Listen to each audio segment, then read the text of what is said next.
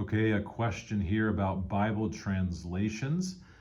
The question says this, I would like to know which Bible translation you recommend.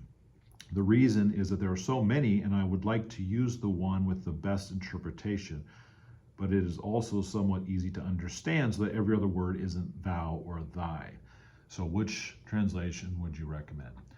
Okay, so great question in terms of how do we weed through the hundreds of translations that are available to us today as English readers.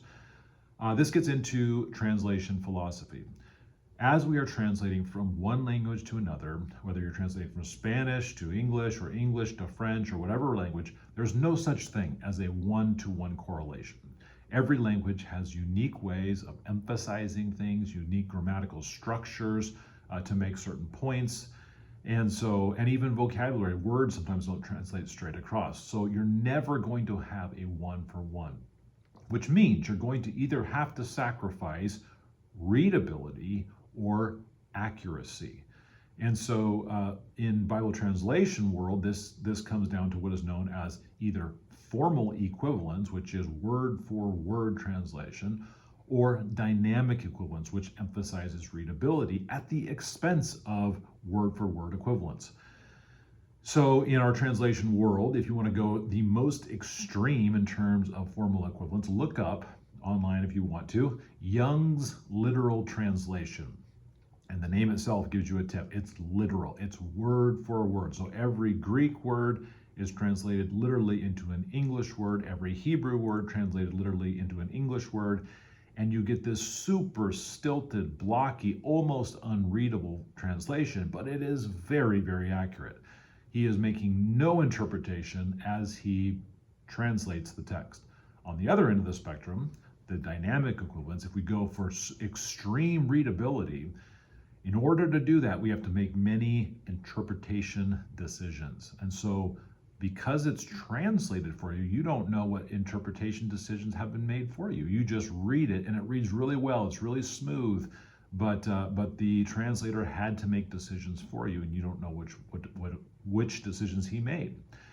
So most translations are in the middle. They try to balance these two, and most translations do a very good job. We here at Cypress Bible Church use the English Standard Version, which is right. It's pretty close to the middle. It's a little more on the formal equivalent side. It tries to be a little more literal, take a fewer interpretive decisions for you. So I think it's a very balanced translation. I would, just as a Bible study tip, encourage you to use many translations. And here's how to do that.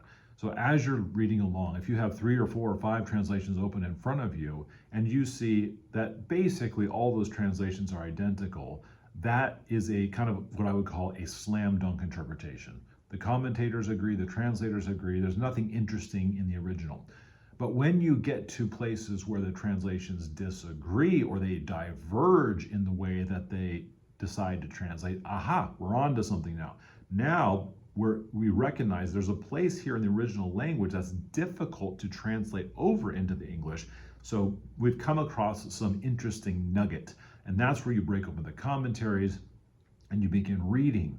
Why do these translations differ and what interpretation decision exists in that Greek or Hebrew text? That's how I use translations the most, is just to identify where the interest is in the text. If you have access to Logos Bible software, there's a feature there called translation rivers, and it actually shows in a visual format where translations are close, it aligns very closely, and where the translation diverges, it begins to open up. And so just visually, you can look down a certain paragraph and find where the interesting sections are. So that's a little tip for those who might have that Bible software package.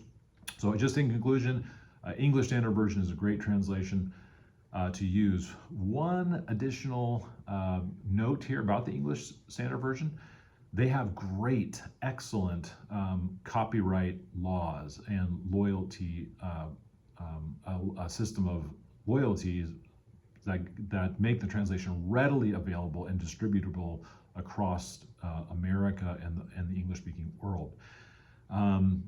Royalties are an issue whenever you're talking about a translation that is owned by a private company. And so the English Standard Version is very generous. They're very much interested in getting the word out into as many people's hands as possible. So it's very inexpensive. They also have done a tremendous job of making their digital resources available. There's APIs available for developers so they can make apps and leverage the resource that way. So they have really been strategic in spreading the ESV version to the English-speaking world and into the digital world. So very much an active, developing community of software developers that have made that very usable and useful to the English-speaking world. So like it for that reason as well.